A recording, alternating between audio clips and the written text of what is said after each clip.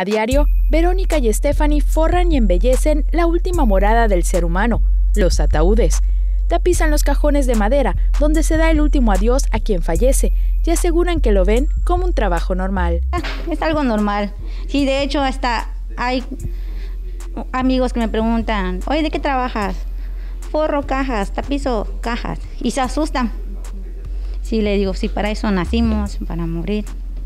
Para Verónica, quien tiene casi una década tapizando ataúdes, es un trabajo del cual obtiene ingresos sin dejar de convivir con su hijo, pues mientras está en la escuela, forra los féretros.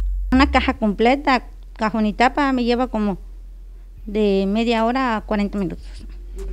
Stephanie dijo que cuando un amigo la invitó a trabajar, pensó que tendría que ver a los difuntos, por eso tenía un poco de miedo, pero al ver de lo que se trataba, aceptó.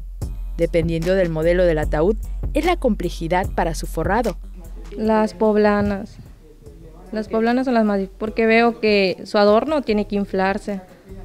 La verdad yo solo hago económicas, es lo único que hago. Para la joven de 25 años de edad, su labor es un poco cansada, pero su trabajo es flexible y puede estudiar. Cansado.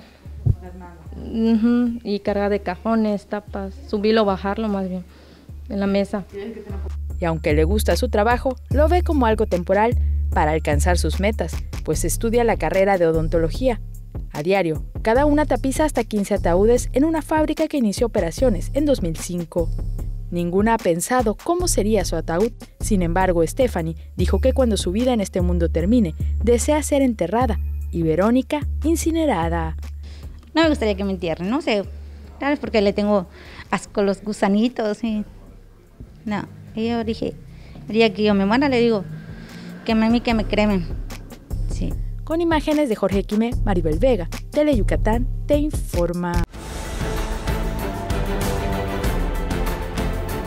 Tele Yucatán te informa, lunes a viernes 3 de la tarde. Síguenos.